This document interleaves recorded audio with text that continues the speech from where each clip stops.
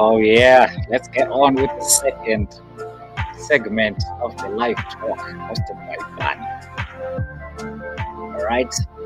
So before we were interrupted, we were actually talking about water crisis in Johannesburg. Okay. So we were still on the point that Cape Town also went through this crisis, but not only Cape Town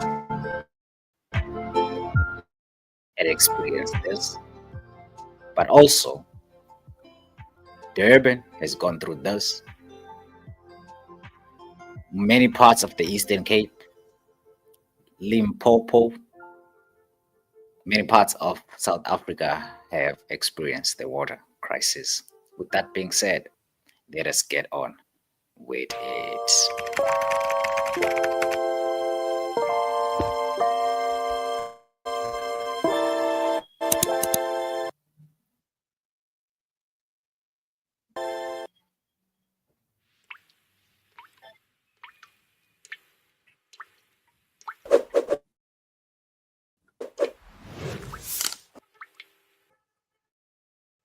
Yebo.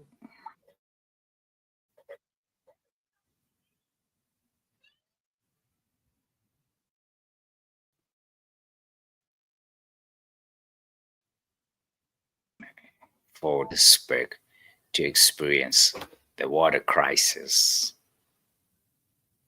As I said, that since the late 2023, Johannesburg residents have been experiencing this. So, in March alone, because of the lightning, that damaged the pump station, left a vast section of the city without water for 11 days, guys. When that issue was just resolved,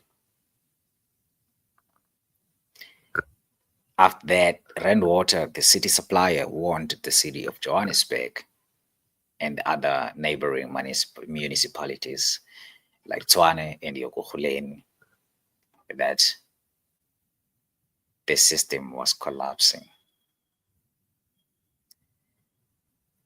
Half the population of the city, if you can imagine how many people are in Johannesburg, half the population there have faced intermittent water shortage, and many industries, they are suffering. They are suffering because of water scarcity. Like everything depends on water, basic operations from cleaning the toilets, hygiene around the city as well, drinking for people to drink, bath, going to the shops, they needs to be cleaned. They need water to operate everything. Water makes everything run. If there's no running water, then everything is stuck, right? You may be asking yourself, what is causing this crisis? Many have argued that this is a climate impact because South Africa has been a water scarce country for a very long time now. But climate change as well makes things tougher, makes things hard, and makes things challenging. You know what I mean? Like the record low rainfall of South Africa was like a ridiculous amount, whereas the temperatures are just going higher and higher and higher. It's not getting better at all. You hear now we are talking about Johannesburg water crisis. Soon enough, we will be talking about extreme weather conditions somewhere close to Johannesburg or in Johannesburg. That's what is happening basically because of these extreme water conditions. I mean weather conditions. they do somehow affect the water crisis matter, because if there's drought, that means the dams they go dry. And remember, Johannesburg has no rivers, but it imports all the water from outside rivers, and then they fill the dams. But when there is drought in the neighboring provinces, that's when the problem comes. Johannesburg water dams will dry up. Also, it could be over, it is basically the overconsumption and inequality, because not everyone in the city of Johannesburg is facing the water crisis. Some parts are having water which is running daily, and other parts, obviously, you have imagined the places where they are marginalized people, the poor, the ones who have no voice, those who cannot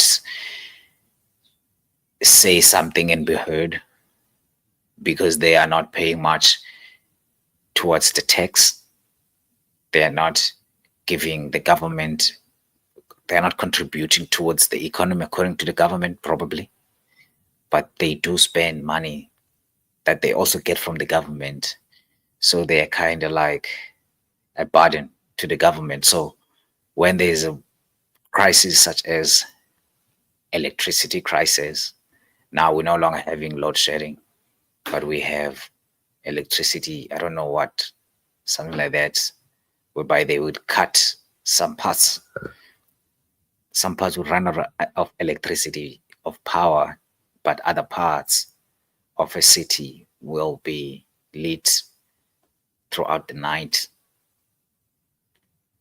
Overconsumption is caused by overpopulation, the influx of population, the immigrants, I'd say.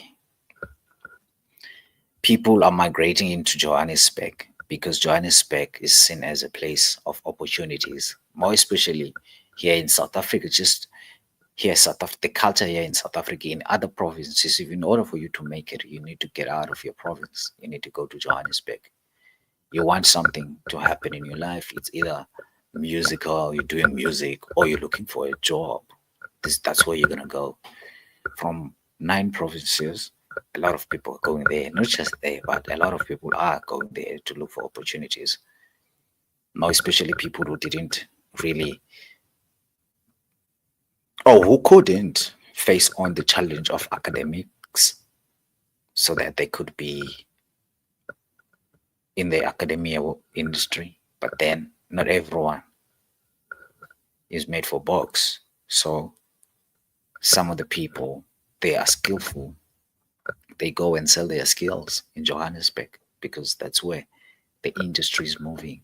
Also, there are mines there for different minerals. You find these people in mines as well. So Johannesburg is a place whereby you mine money. So yeah, that's why there's a lot of people there.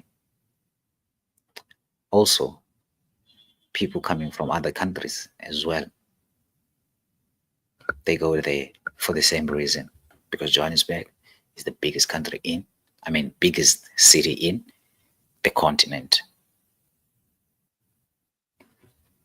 So average daily water use in Johannesburg is around 279 liters per person.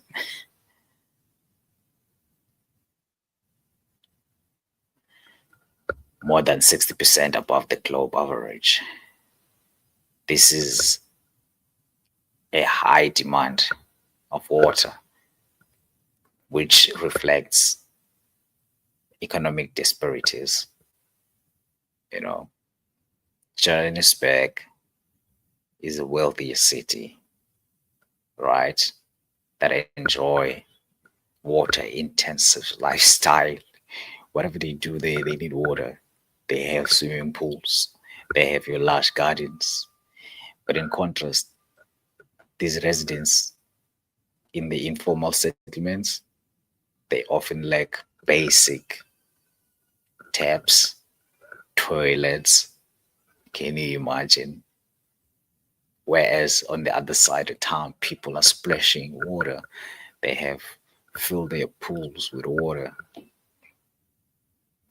On the other side, these guys are enduring the shortages with fewer alternatives. They don't even afford tanks to preserve water, rainwater at least.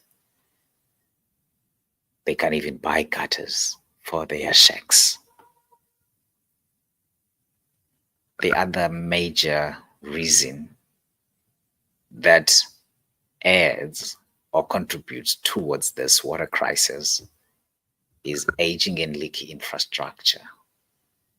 Just like when it comes to load shedding, we're speaking the same language. I don't know what's happening with South Africa. We're having a new government, but that is using old infrastructure. They didn't even have a plan of renewing it, but now it's running old, it's aging, things are falling apart, bolts are no longer tight.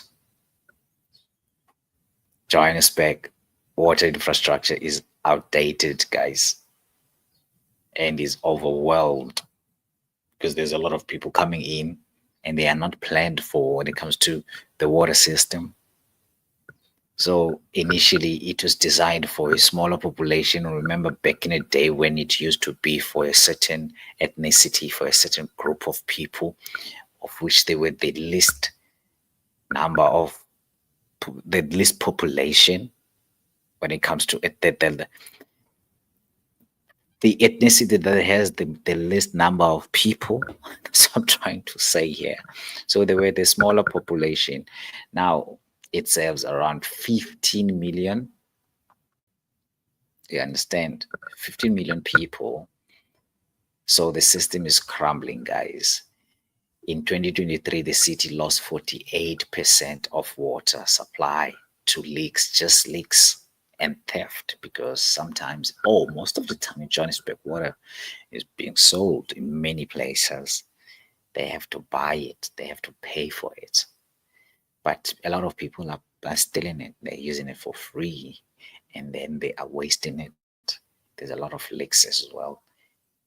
Just let alone the climate problems and the weather conditions, but now the usage itself, how people are using water. So these people will be stealing the pipes, which will leave leaks. There's no maintenance from the municipality, or if there is, it's poor. They have to fix it again and again and again and again. Mismanaged. Why? What makes this? Because they don't buy quality, they don't hire quality, because of mismanagement of funds, mismanagement of things. They don't know how to govern. It all goes back to politics, lack of funding, because they don't know where to put money.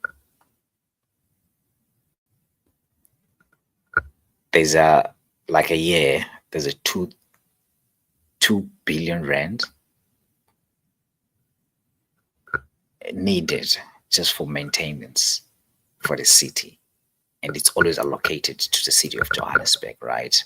And half of that money is diverted into other projects. Now this leaves the city with underfunded maintenance projects that leave the infrastructure in bad conditions. So also how the city responds to this. Whenever there's a crisis, how long do they take to fix it?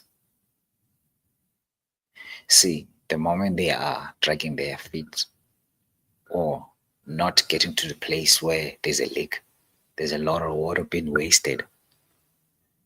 So how are the citizens responding to this?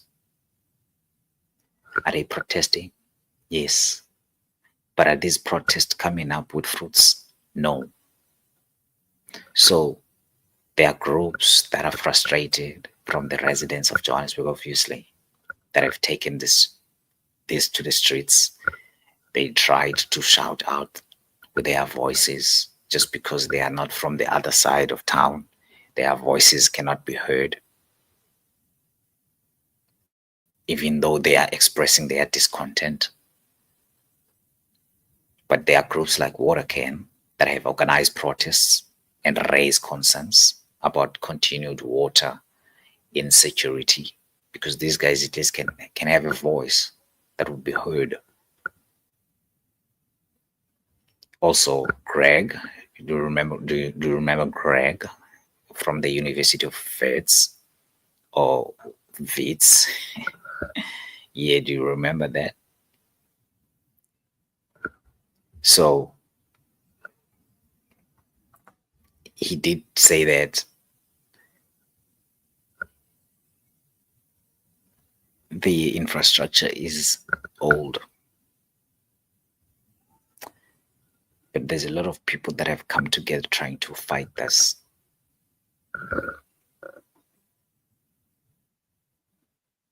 It's sad because a lot of people are not having clean water to drink. These people are suffering for no reason. But nonetheless, with that being said, let us move on to the next segment, because we just ran out of water, Johannesburg.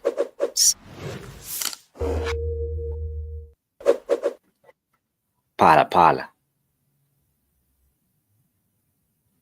What's happening?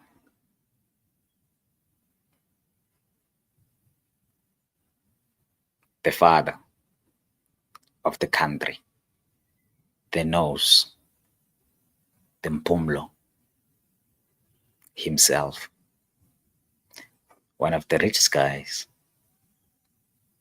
in South Africa, even though Malema doesn't believe so. So now let us jump into the Phala Phala scandal. High stakes case, obviously.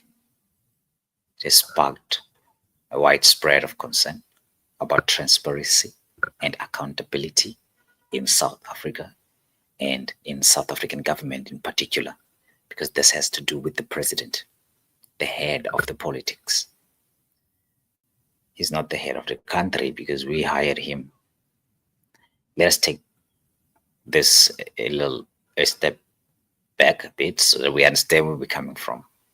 In 2020, remember, there was an alleged 580 dollars, American dollars.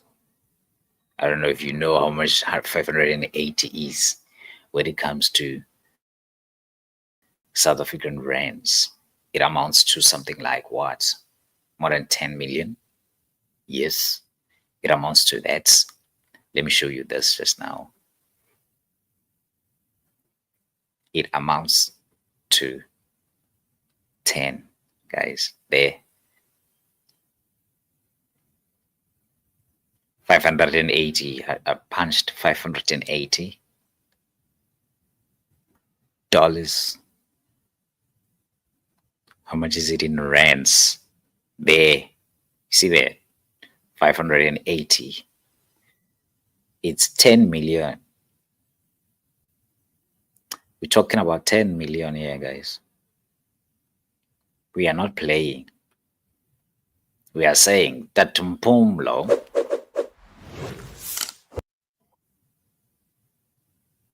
has taken 10 million to his house. He hid it under a couch. After that, someone came and stole it. He never went to the police to tell them about this, that he has lost, or he had lost. 10 million. Didn't tell the police. Rather, he went on. He did his own investigations because he hid his money in his sofa. He also contacted Namibian authorities for help, trying to handle this privately. And then, boom, the story became public.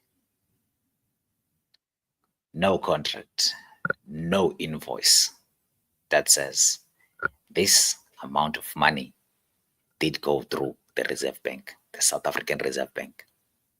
No record whatsoever. This is money laundering. This is fraud. This is corruption. This is breaking the law, criminality, criminal activity. What happened? What did the politicians say? What did the politics say of South Africa? Legal implications. You won't believe it that the National Prosecuting Authority, National Prosecuting Authority, do you understand what I say? Do you understand what I mean when I say NPA? These guys announced that there are no charges that would be filed against the president. I don't know, is it because he's the president? Or is it because he has money? He bribed them somehow because they are people who made these decisions, who make these decisions. But also, he's the president of the country. If he's found guilty, then we are ruled by a criminal. He will have to go behind the bars, and then there'll be just a twist in the political sphere of the country. So this decision by the NPA, it did spark an outrage, obviously. That shows that powerful people versus ordinary citizens. Seemingly, the law doesn't put these people in the same scale. If they are not balancing or equally treated. But then again, several political parties, obviously, they demanded NPA to review the decision. So, and they did account for it before the Portfolio Committee on Justice and Constitutional Development. So yeah, we're still waiting because they are saying he needs to be impeached. He committed crime. What is the public saying about this? I tell you, I don't want to lie. I'm part of the public as well. Very few people are very much interested in this. A lot don't care about it at all. Some they're saying it shows that the government people are different from the ordinary people, of which that's a lie. Anyone who commits a crime needs to be held accountable. As much as a lot of people don't care about this, but some do care because this guy is a president and is getting paid by the citizens. And yet we let him go. We let him slide. Mm-hmm. So tell me what lies ahead then. What are we going to do about these two things? The Johannesburg water crisis.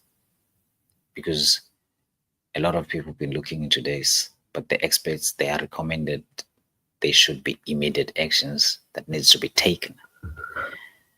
That we need to prioritize, or the government or municipality of Johannesburg needs to prioritize maintenance, infrastructure repairs, investing in leak preventions, and adopting a sustainable water practice, and similar to those of Cape Town, because also in Cape Town they came up with a solution whereby it did cut like water usage by 50%.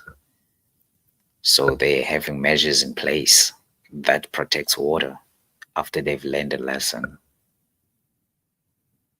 Because during its day zero crisis in 2018, they had to come up with that. So citizens are also encouraged there in Johannesburg to adjust their habits. And I remember Johannesburg is being the problem when it comes to water wasting. I remember when I was there, particularly among high consumption households, when there's a lot of people in one yard that are renting out, no one cares about the water. But now let's come to the case of accountability for the Phala Phala scandal. This one has a very complex path, but it also demands a very civic oversight, a very strong civic oversight, transparency, and political courage. Because this coalition, if it needs to work and it needs to succeed, it will need to prove its capability by upholding the principles of justice and equality before the law. So there's no one who's above the law. GNU needs to do something about this because it's clear that South Africa has a long way to equality and transparency. We have a long way to that because there's a lot of things that how did that money get here and how are we not informed, and why is this guy still outside? How many people do this transparency? How many people smuggle money like this Maposa? So we need to also fix this thing, this water thing. We have to have put water policy in place and financial accountabilities, man, because these crises reflect that there's a critical need for resilient and a just system that serves or that serve all the South Africans, because the water crisis is not hitting everyone, but a certain group of people are suffering from that. And also smugglers of money. Some, they get a jail, a free out of jail card or out of jail free card because they are having big noses. Who knows what's under that nose? What made that nose to be that big?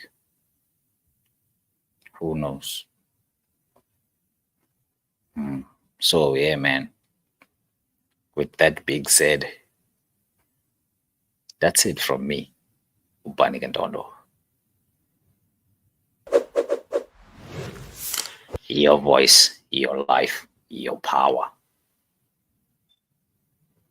Please do subscribe, comment, share, and like.